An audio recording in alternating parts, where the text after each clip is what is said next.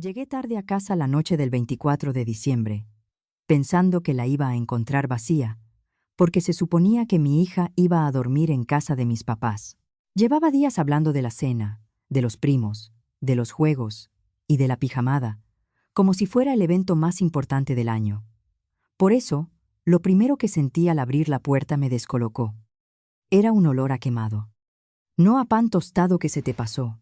Era el olor de alguien que quiso preparar algo especial y no le salió. Entré a la cocina y lo vi de inmediato. Había un sartén sobre la estufa, con algo negro pegado al fondo. En la mesa había un plato, unas migas, como si alguien hubiera tratado de moverse en silencio para no hacer ruido. Y luego vi lo que me hizo sentir que el estómago se me iba al piso. Sus zapatos, su chamarra. Mi hija de 11 años estaba en casa. Sofía, la llamé. Aquí estoy, respondió enseguida. Estaba sentada a la mesa con la misma ropa con la que la había dejado, horas antes, en casa de mis papás. Tenía los hombros encogidos, como si quisiera ocupar menos espacio dentro de su propia casa. No estaba llorando. No estaba haciendo drama. Se veía chiquita. Nada más chiquita. La miré un segundo, tratando de hacer que lo que tenía enfrente tuviera sentido. Se suponía que ibas a estar con tu abuela y tu abuelo, dije. Ya sé. Su voz estaba demasiado plana, como si la hubiera ensayado. Entonces, ¿qué haces aquí? Parpadeó despacio. No me dejaron entrar. Mi cabeza tardó en procesar la frase. De verdad tardó. Como si mi cerebro se negara a aceptarla. ¿No te dejaron entrar? Repetí. ¿En la puerta? Sus dedos se apretaron alrededor del borde del plato. Dijeron que ya no había lugar. La miré fijo. ¿Lugar para qué? Me vio con una expresión extraña. Como si yo le hubiera preguntado por qué el agua moja. Para mí. Ahí fue cuando vi los regalos. Todos, acomodados junto a la entrada, derechitos, con sus bolsas bien paradas, las etiquetas puestas, el papel de colores intacto, como si ella no hubiera soportado la idea de que se vieran maltratados. Incluso después de todo, los regalos que había preparado con tanta ilusión seguían ahí, perfectos, rechazados. Sentí que se me cerraba la garganta. ¿Por qué están aquí los regalos? Sofía tragó saliva. No los quisieron. Se me enfrió el pecho. ¿Te dijeron que te los llevaras de regreso? Asintió una sola vez. La miré a la cara, tratando de mantener la mía tranquila, y le hice la pregunta que de verdad importaba. ¿Por qué no me llamaste? Bajó la vista. Se me apagó el celular, dijo en voz bajita. Le pedí a mi abuela si me prestaba uno para llamarte. Hice la siguiente pregunta, aunque ya sabía la respuesta. ¿Y qué te dijo? Que no. Su voz se quebró en esa última palabra. Dijo que iba a ser peor. Que tú estabas ocupada. Ocupada. Y luego mi abuelo dijo que mejor me fuera caminando, añadió, como si estuviera repitiendo la cosa más normal del mundo. Que no estaba lejos. Me quedé viéndola. No está lejos cuando eres adulto y conoces bien la zona. No está lejos cuando no traes bolsas de regalo enterrándose en las manos. No está lejos cuando no tienes 11 años. Es Nochebuena y en cada ventana que pasas hay gente cenando adentro. ¿Cuánto caminaste? Como 20 minutos, respondió bajito. Al principio ni sabía bien por dónde, porque siempre vamos en coche. Algo me dolió bajo las costillas, y ahí se quedó. Volteé al sartén y luego al plato. ¿Y esto? Pregunté despacio. ¿Trataste de cocinar? Se le pusieron rojas las mejillas, como si la hubiera cachado haciendo algo malo. Me dio hambre, susurró. Y quería, no sé, que se sintiera como Navidad. Eso me pegó más fuerte que todo lo demás. Vi un video, agregó rápido. Intenté hacer hotcakes, pero se quemaron. Señaló el sartén. No pasa nada, le dije. Abrí la ventana. El hecho de que ella me estuviera tratando de tranquilizar a mí, como si el problema fuera ella, me hizo doler la garganta. Saqué una silla y me senté a su lado. Cuéntamelo desde el principio, le dije con suavidad. Respiró hondo, pero le tembló el aire. Me dejaste y subí luego, como me dijiste. Asentí. Mi abuela abrió la puerta y nada más se me quedó viendo, como sorprendida, como si se le hubiera olvidado que yo iba a llegar. Se me apretó la mandíbula, y luego mi tía Claudia dijo: «Ay, no, así, nada más». Su boca se torció al recordarlo, y mi abuela dijo que ya estaba llena la casa, que ya no alcanzaban ni las sillas. ¿Y mis sobrinos?, pregunté, aunque ya me estaba preparando para la respuesta. «Estaban adentro», dijo en un susurro. «Sí me vieron». Tragó saliva, reunió fuerzas y siguió. Diego se rió y dijo que mi vestido parecía cortina. La palabra cortina le salió amarga. ¿Y nadie le dijo nada?, movió la cabeza. Mi abuelo dijo: «No vayan a empezar con problemas ahorita». Solté el aire por la nariz. A veces, el humor seco es lo único que te queda cuando el coraje es demasiado grande para cargarlo entero. «Claro», dije, porque dejar entrar a una niña de 11 años sí hubiera sido un problema tremendo. Sofía hizo una media sonrisita triste. Le duró menos de un segundo. «Quise darle a mi abuela su regalo», susurró. «El que le hice». Volteé de golpe. «¿La esfera?», asintió. Las lágrimas por fin se le salieron, como si ya se hubiera cansado de hacérsela fuerte. «Le puse su nombre», dijo. Y ni siquiera la agarró. Solo dijo: «Ahorita no». El llanto le salió como un hipo. Volteó la cara rápido, avergonzada de estar sintiendo, como si la inapropiada fuera ella. Le pasé el brazo por los hombros y la abracé. Se recargó en mí al instante, como si ya no pudiera sostenerse sola más que por pura terquedad. «Perdón», susurró contra mi suéter. «No», le dije firme, «tú no pides perdón por esto». Soltó un suspiro roto. «Yo arruiné la Navidad». «No arruinaste nada», le dije. «Ellos la arruinaron». Se limpió la cara con la manga y se quedó viendo el plato. «Sí, intenté», dijo casi sin voz. «De verdad sí intenté». Y ahí estaba todo el dolor en una sola frase. Mi hija había intentado fabricarse su propia Navidad en una casa vacía, porque la gente que se suponía que debía quererla había decidido que no merecía ni una silla en la mesa. No grité. No le marqué a mi mamá para desatar una guerra a gritos. Sofía no necesitaba escuchar eso. No necesitaba sentir que había provocado una batalla. Así que me lo tragué todo, cada palabra filosa. Abracé a mi hija más fuerte, y adentro de mí, algo hizo clic. No iba a hacer un escándalo, iba a actuar. 5 horas después, la vida de mis papás empezó a caerse a pedazos. Ojalá pudiera decir que mis padres se volvieron así de un día para otro. Sería cómodo pensar eso, como si les hubiera dado una enfermedad rara y una mañana hubieran amanecido sin reconocer a su propia nieta. Pero no era algo nuevo, solo que, esta vez, tuvieron el descaro de mostrarlo a plena luz. Mi hermana Claudia siempre fue la favorita. Y no lo digo en ese sentido de a cada hijo se le quiere distinto.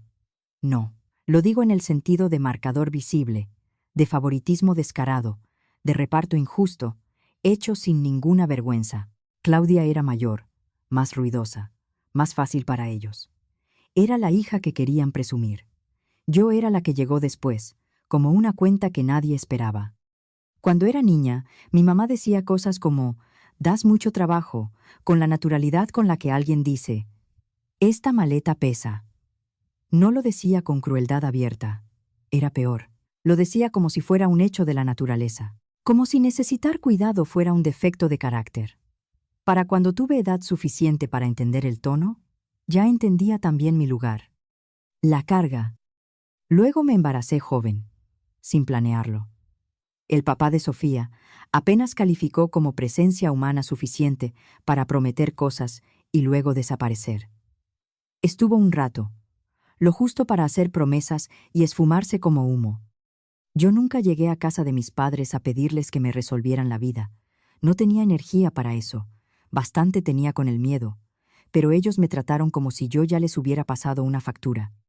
La primera reacción de mi papá fue: «¿Y ahora qué? ¿También nosotros vamos a mantener eso?». La de mi mamá fue: «Estás destruyendo a esta familia». Como si mi embarazo hubiera llegado con gasolina a incendiarles las cortinas. Una vez me compraron una prenda de bebé. Una. Mi mamá la levantó delante de unos familiares como si hubiera patrocinado una obra de caridad. Nosotros sí la apoyamos, dijo, y luego siguió con su vida. Claudia, por supuesto, jugó muy bien el papel de hermana preocupada. Aparecía a dar consejos y desaparecía en cuanto algo requería esfuerzo real. Lloraba cuando le convenía. Hablaba de sacrificios que nunca había hecho. Yo me salí de ahí. Crié a Sofía sola. Dejé la carrera en pausa. Entré a trabajar en una oficina porque necesitaba horarios fijos y un sueldo que sí cayera en la cuenta. Después, cuando pude, retomé clases por la noche. De esas, en las que cenas en un tupper dentro del coche y finges que eso es normal. No era una vida bonita de contar. Era supervivencia. Y, si soy honesta, sobrevivir siempre se me dio mejor que andar rogando. La única persona que nunca me trató como un error fue mi abuela Carmen. Para Sofía, su bisabuela Carmen. Ella nunca me preguntó por qué no tuve más cuidado. Nunca me hizo pedir perdón por necesitar ayuda. Solo aparecía como podía. Mi abuela no era perfecta. Era directa. Era ahorrativa hasta el punto de dar risa. Una vez me dijo, si compras algo a precio completo, luego no te quejes. Como si fuera un principio moral. Pero era amor dentro de una familia que siempre trató el amor como si fuera un recurso escaso. Con los años empezó a tener problemas en las piernas. Dolor, debilidad, esa clase de desgaste que hace que distancias cortas se sientan como un cerro. Pensaba perfectamente. Seguía teniendo esa capacidad de acomodarte con una sola frase, pero moverse se volvió cada vez más difícil. Y mis papás la trataban como me trataron a mí, como una carga, como un pendiente, como algo que se tolera mientras puedas volver rápido a tu vida de verdad. Le hablaban para ver cómo seguía, y luego presumían que lo hacían. La visitaban una vez al mes, se tomaban una foto y la subían con frases como «La familia es primero». Luego se iban y no volvían. Claudia era igual. Si mi abuela era una persona, se le olvidaba. Si era una posible herencia, entonces, de pronto, le importaba muchísimo. La que la llevaba a consultas era yo. La que le hacía la despensa era yo. La que aprendió a ayudarla a levantarse sin que se cayera era yo. Hasta tomé un curso corto de cuidados para adultos mayores, porque ya me había cansado de sentir que estaba improvisando con alguien a quien quería. Me sirvió para ahorrarle dinero, para ser útil y para que ella no se sintiera tan indefensa, que era lo que más importaba. Y entre más tiempo pasaba con ella, más veía una verdad incómoda. Mis padres trataban a mi abuela como me habían tratado a mí, como una molestia, como una tarea, como algo que se aguanta hasta que deje de estorbar. Lo peor es que mi abuela sí los ayudó, y mucho, solo que ella nunca fue de andar anunciando lo que hacía. Ayudaba en silencio, sin presumir, sin cobrar favores en público. En algún momento mis papás se mudaron a una casa que toda la familia llamaba la casa que les dio la abuela Carmen. Esa frase se repitió tanto que se volvió verdad para todos. La casa que les dio, la casa que les dejó, la casa que quería que tuvieran para reunir a la familia.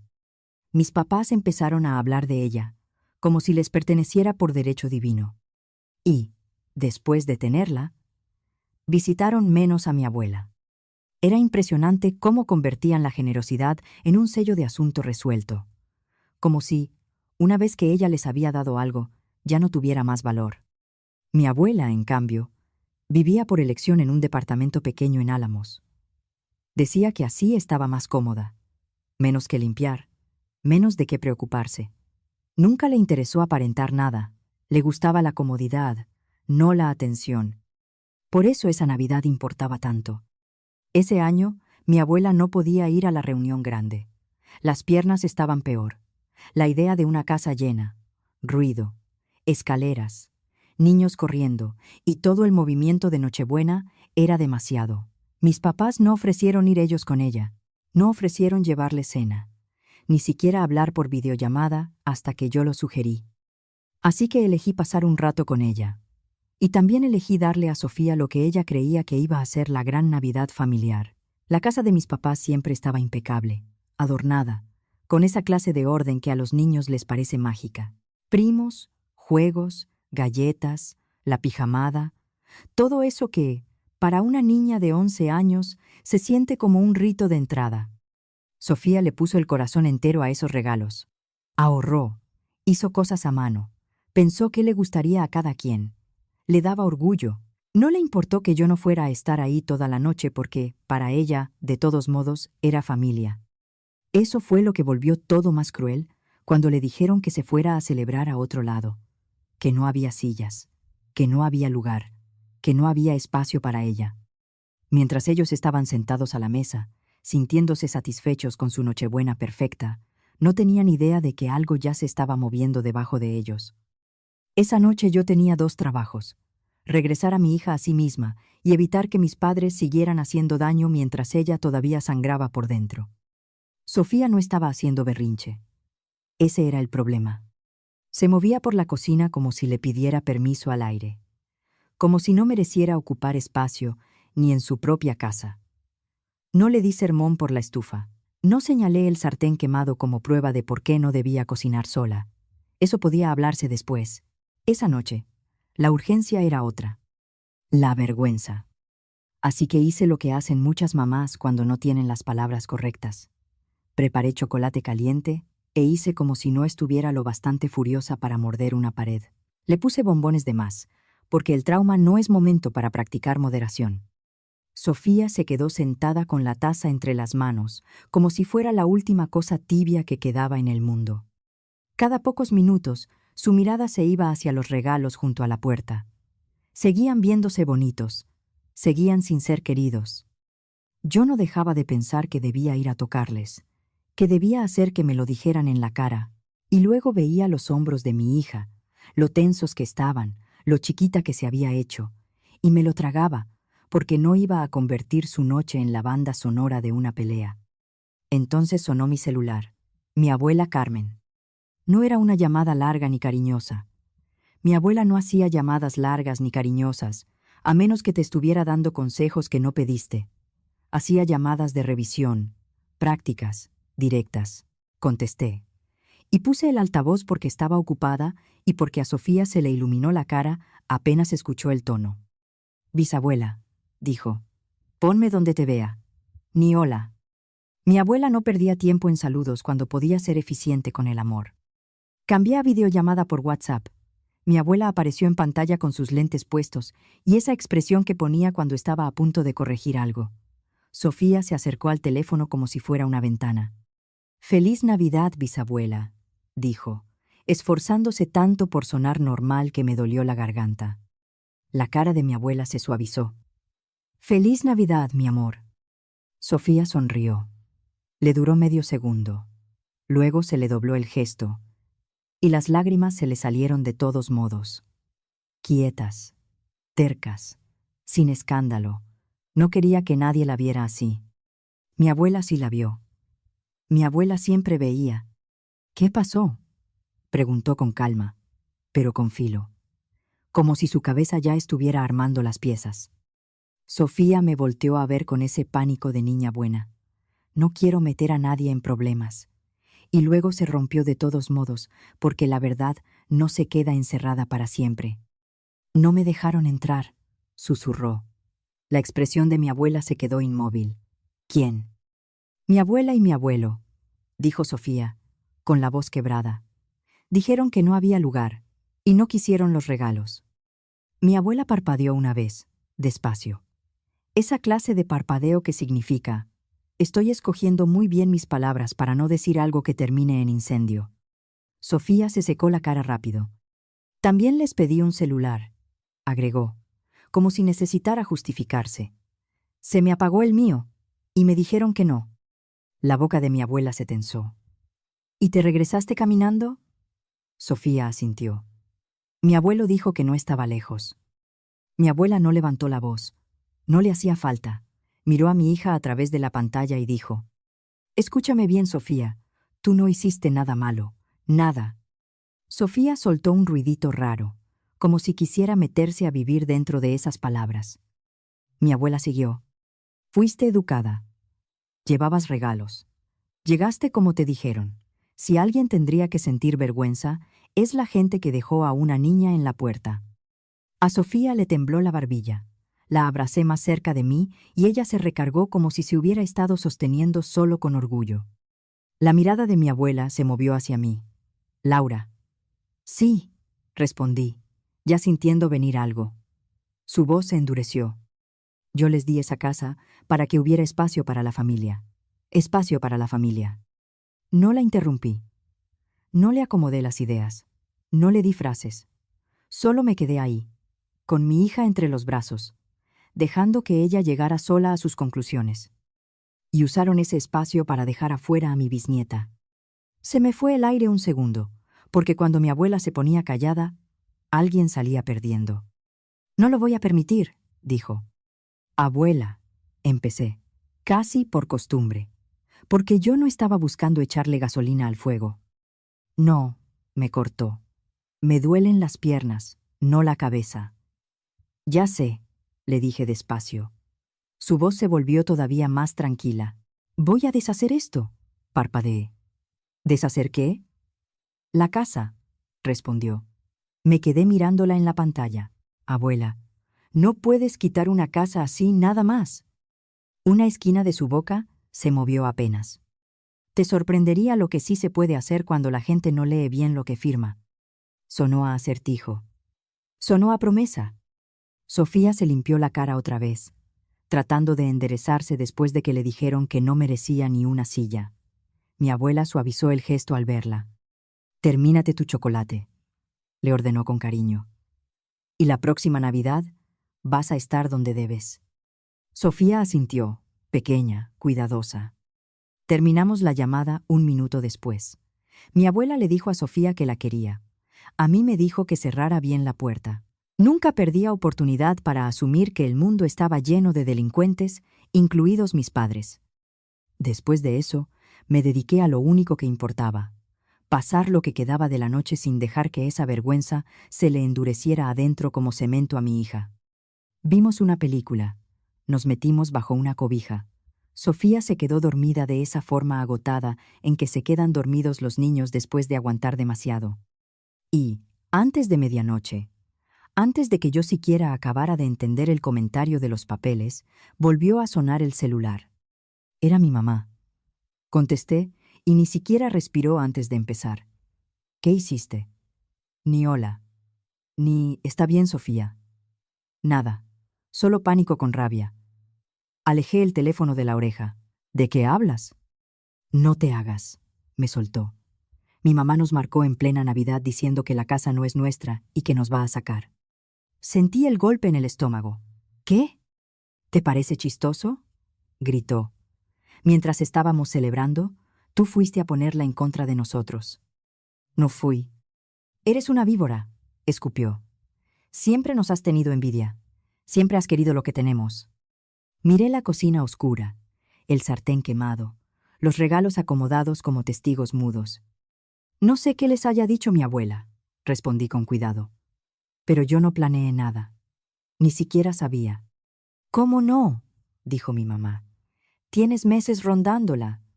Algo en mí se enfrió, limpio. Mi hija llegó sola a la casa esta noche, dije en voz baja. La dejaron afuera. Se regresó caminando con los regalos que ustedes no quisieron. Hubo un silencio corto. Medio segundo en el que casi pude escuchar a su cerebro buscando cómo hacer que eso no importara. Luego siseó. No cambies el tema. Claro. Dejaste fuera a una niña, dije. En Nochebuena. No alcanzaban las sillas, respondió cortante. Y además, está bien. Tú la estás criando exagerada, igual que tú. Se quedó parada afuera de tu puerta, dije, controlando cada palabra, y ni siquiera le prestaste un teléfono. La voz de mi mamá subió. Entonces te la hubieras llevado contigo. La que la dejó sola fuiste tú. El descaro casi daba admiración.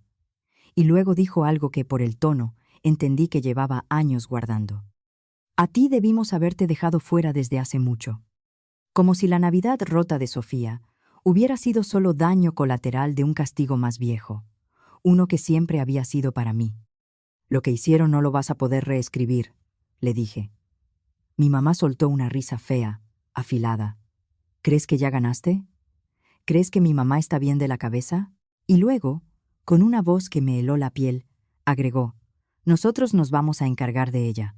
Me colgó. Me quedé parada en mi cocina, viendo el teléfono como si se hubiera vuelto un animal. Mi abuela había dicho que iba a deshacer algo. Mi madre estaba aterrada. Mi hija dormía en el cuarto, con rastros de lágrimas todavía marcados en la cara. Yo seguía sin entender bien cómo era posible todo eso. Solo sabía que algo ya se había puesto en movimiento y que mis padres estaban tratando de agarrar el volante. A la mañana siguiente le marqué a mi abuela Carmen. No contestó. Volví a marcar. Nada. Eso, por sí solo, no me habría disparado el pánico en cualquier otro día. Mi abuela era muchas cosas. Hábil con la tecnología no era una de ellas.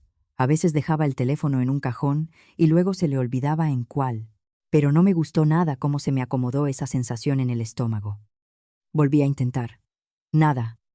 Sofía entró a la cocina tallándose los ojos, con el pelo levantado como si hubiera peleado con la almohada y perdido. ¿Ya habló mi bisabuela?, preguntó bajito. No, respondí, tratando de sonar tranquila. Todavía no. Se le apretó la boca. ¿Está enojada conmigo? Sentí que se me cerraba el pecho. No, mi amor. No. Nada de esto es culpa tuya.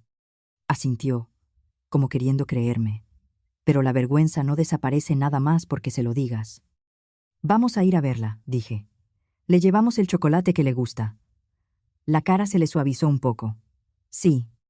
Fuimos a su departamento a media mañana. La calle estaba rara, como si la ciudad también siguiera despertando de Nochebuena. Toqué. Esperé. Volví a tocar. Nada. Le marqué desde afuera. Nada. A lo mejor está dormida, dijo Sofía. A lo mejor, respondí. Pero mi mano ya estaba buscando las llaves. Mi abuela me había dado una copia para emergencias.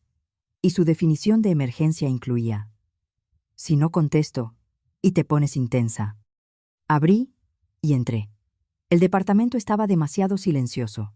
No silencio de persona mayor dormida. Silencio de vacío. Recorrí la sala llamándola. No respondió. Y entonces noté lo que faltaba. Su silla de ruedas ya no estaba en el lugar de siempre. La cobija que usaba todas las noches tampoco. La bolsita que dejaba junto a la puerta, donde traía papeles y medicinas, no estaba. Se me atoró el aire. La voz de Sofía me llegó desde atrás. Chiquita, ¿dónde está? No sé, dije. Y mi voz sonó como la de otra persona. Salí al pasillo con las manos temblando y fui directo con la vecina de enfrente. Abrió en bata, con el cabello agarrado y esa cara de la gente que sabe algo que no te va a gustar. «Ay, hija», me dijo antes de que yo hablara. «Tu mamá estuvo aquí». Se me vino el estómago abajo. ¿Cuándo? Temprano. Muy temprano. Yo iba saliendo con la basura. Traían un coche abajo. ¿Mi abuela se fue con ellos?, pregunté, odiando lo calmada que sonó mi voz. Demasiado correcta. Como si estuviera preguntando por un paquete. La vecina dudó. Traían la silla. Tu mamá iba hablando rápido. Tu abuela no se veía contenta. ¿Oyó a dónde la llevaban? Negó con la cabeza. No, perdón. Claro que no. La gente como mi mamá no anuncia a dónde te lleva cuando no te está dando opción. Le di las gracias porque, al parecer, soy el tipo de persona que dice gracias mientras se le desmorona la vida. Entré otra vez al departamento de mi abuela y me quedé quieta medio segundo, tratando de decidir cómo se respiraba en una situación así. Sofía estaba en la puerta con la caja de chocolate en las manos, agarrándola como si fuera algo que pudiera defenderla. ¿Se la llevaron? No sé, respondí. Y luego, porque tiene 11 años, y la imaginación se va a lugares horribles, añadí de inmediato. Está viva. Está bien. La vamos a encontrar. No me creí mi propia calma. Solo necesitaba que ella la tomara prestada. Le marqué a mi mamá. Buzón. Volví a marcar. Buzón. Le marqué a mi papá. Buzón. Me quedé en el pasillo viendo el teléfono como si, con suficiente odio, fuera a empezar a comportarse. Sofía me jaló la manga. A lo mejor la llevaron a su casa. Era la primera idea sensata de toda la mañana. Nos fuimos directo.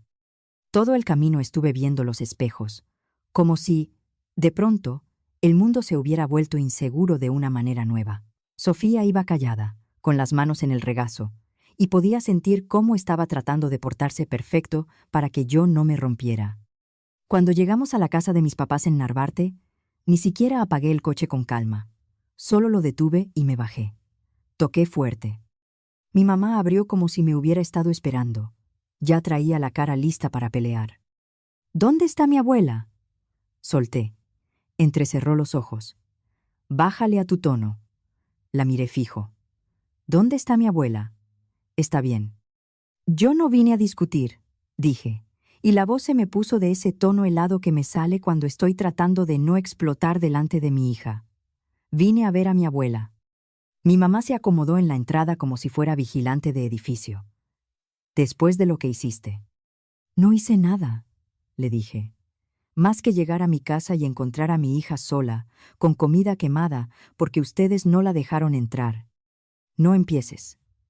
No estoy empezando, respondí. Estoy terminando. Sofía estaba detrás de mí, muy quieta. Mi mamá volteó a verla un segundo y luego apartó los ojos, como si sostenerle la mirada fuera a obligarla a sentir algo. Tu abuela está descansando. No necesita tus dramas. Entonces deja que ella me lo diga. Los labios de mi mamá se apretaron. No. Esa palabra fue el momento exacto en que todo cambió. No porque yo esperara razonabilidad de mi madre. Ya la conocía, sino porque me estaba bloqueando de ver a mi abuela siquiera. Eso ya no era un pleito familiar. Eso era control. Saqué el celular y marqué al 911. La cara de mi mamá se deformó. ¿Hablas en serio? Sí. Hizo un gesto como de vergüenza ajena. Cosa curiosa en una mujer que hizo de avergonzarme a mí un deporte de toda la vida. Cuando me contestaron, dije exactamente lo que sabía. Mi abuela no estaba en su casa. Sus cosas de movilidad se las habían llevado. Mi madre se la había llevado temprano. Mi familia se negaba a dejarme confirmar que estuviera bien, o siquiera hablar con ella. No di discursos. No armé teorías, solo di hechos. Mientras esperábamos, la mano de Sofía se metió en la mía, pequeña, fría, confiada. Cuando llegaron los policías de la SCC, mi mamá cambió de tono de inmediato. Se le activó la voz amable de señora correcta. «Ay, qué bueno que llegaron. Hubo un malentendido». El oficial no sonrió. «Necesitamos ver a la señora Carmen». La cara de mi mamá se tensó. «Está descansando». «Necesitamos verla de todos modos». El mismo tono. Ni grosero ni negociable. Mi mamá se tardó lo suficiente para que mi corazón me retumbara en las costillas. Luego se hizo a un lado, como si la estuvieran oprimiendo personalmente. Mi abuela estaba en el cuarto de atrás, sentada en su silla de ruedas, con una cobija sobre las piernas, los ojos bien despiertos. En cuanto la vi, algo dentro del pecho se me aflojó tan fuerte que casi dolió. El alivio llegó primero. El coraje, detrás. Sofía hizo un ruidito y avanzó antes de que yo pudiera detenerla. Mi abuela estiró la mano y la tomó, como si hubiera estado esperando justo esa prueba de vida. «Aquí estás», dijo mi abuela, con la voz áspera. Sofía asintió. Ya se le estaban juntando las lágrimas. Pensé que estaba enojada conmigo. Los ojos de mi abuela brillaron con enojo real. «Estoy enojada con la gente correcta». Uno de los policías se agachó un poco para quedar a su altura. «Señora, ¿está bien? ¿Está aquí porque usted quiere estar aquí?» Mi abuela no dudó. «No». Mi mamá se metió enseguida. «Está confundida». Mi abuela volteó despacio hacia ella. «Si me vuelves a interrumpir, lo voy a agregar a la lista». El policía miró de nuevo a mi abuela. «¿Se quiere ir?» «Sí», respondió. «Ahorita». La boca de mi mamá se abrió, se cerró, se abrió otra vez. Fue como ver a alguien darse cuenta de que su marioneta favorita había aprendido a cortar hilos. Los policías no dieron discurso, no sermonearon a nadie, solo hicieron espacio, en todos los sentidos. Dejaron claro que mi abuela podía irse. Y, cuando pasó frente a mi mamá, ni siquiera la miró. Ese silencio dijo más que cualquier grito. La subí al coche con cuidado. Sofía se sentó junto a ella sin que nadie se lo pidiera y le agarró la mano como si la estuviera anclando a la tierra. Mi abuela me vio y dijo: «Háblale a mi abogado». Le hablé. Nos recibió ese mismo día. Fui manejando con las manos duras sobre el volante. Yo todavía iba tratando de unir las piezas. En el despacho, el abogado no adornó nada. Sacó una carpeta, la abrió y me miró por encima de los lentes. «Esto es lo que su familia ha andado llamando regalo», dijo. Deslizó unos papeles hacia mí. «La casa no está a nombre de sus padres», explicó. «Sigue a nombre de la señora Carmen. Ellos la ocupaban con autorización de ella, pero nunca se hizo cambio de propiedad». Sentí el golpe en el cuerpo. «O sea que llevan años actuando como si ya fuera...» «Llevan años actuando como si varias cosas fueran de ellos», murmuró mi abuela. El abogado siguió sin inmutarse.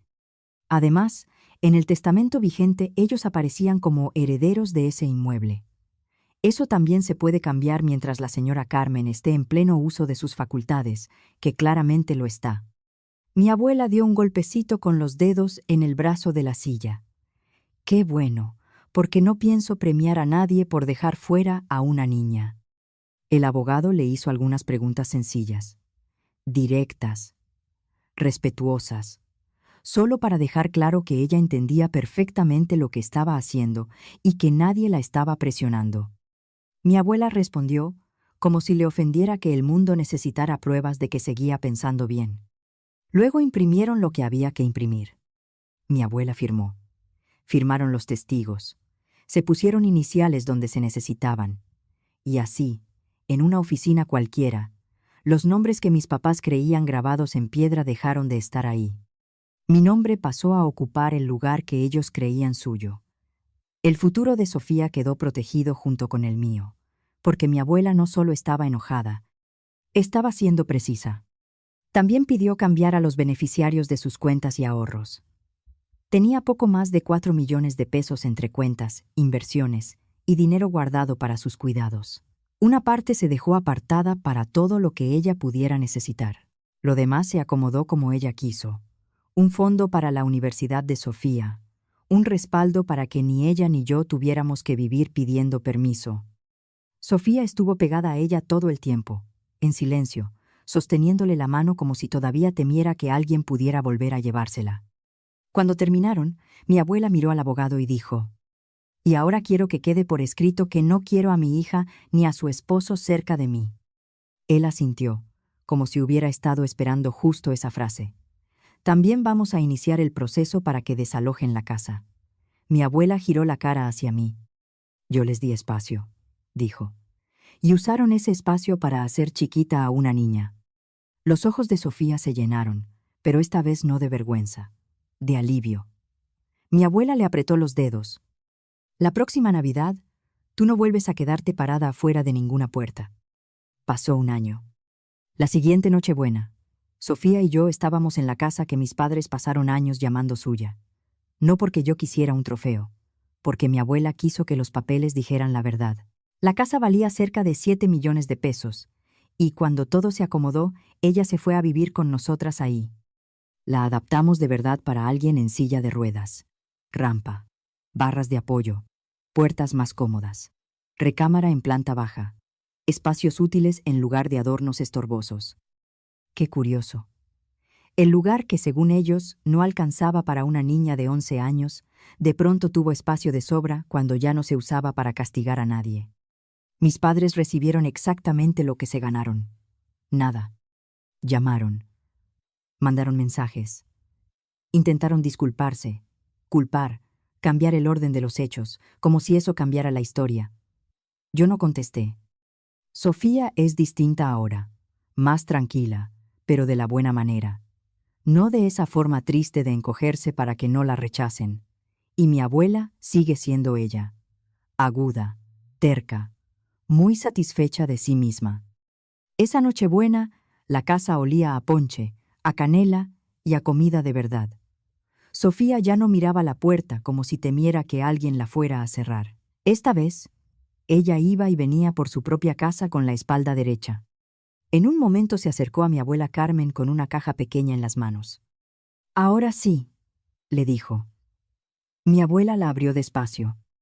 Adentro venía otra esfera hecha a mano, más bonita, más firme, con mejor acabado que la anterior, porque Sofía ya tenía un año más. Las manos un poco más seguras y el corazón menos roto. Traía el nombre de mi abuela, pintado con cuidado. Mi abuela la sostuvo como si fuera algo delicado y sagrado al mismo tiempo. «Esta sí la voy a poner ahorita», dijo. Y Sofía sonrió. No esa sonrisita cuidadosa que ponen los niños cuando no saben si los van a querer. Una sonrisa completa, libre, como debe sonreír una niña cuando por fin entiende que el problema nunca fue ella. Yo aprendí que, cuando una familia cruza la línea del desprecio y del control, no siempre lo más útil es discutir, sino detenerse, proteger a la persona más vulnerable y poner las cosas en claro con hechos. También entendí que hay principios muy básicos que conviene recordar en la vida real. La dignidad de un niño y de un adulto mayor no se negocia. Nadie debería ser aislado de su teléfono, de su libertad de decidir ni de sus vínculos afectivos. Y una casa o un patrimonio no pertenecen a quien más lo repite, sino a quien realmente conserva ese derecho en documentos válidos. A veces, una acción concreta y serena vale más que 1000 reclamos. Guardar mensajes, anotar fechas, verificar que la persona esté bien, hablar con un abogado de confianza, revisar escrituras, testamentos, autorizaciones, y dejar por escrito lo que la persona quiere mientras todavía puede expresarlo con claridad. Para mí, la lección fue dejar de creer que aguantar por mantener la paz siempre es lo correcto, porque a veces la paz solo vuelve de verdad cuando una pone límites firmes y cuida a los suyos. Y, si una situación ya se siente como encierro, manipulación o despojo, lo más prudente es pedir orientación profesional o acudir a una autoridad pública para confirmar que todos estén a salvo.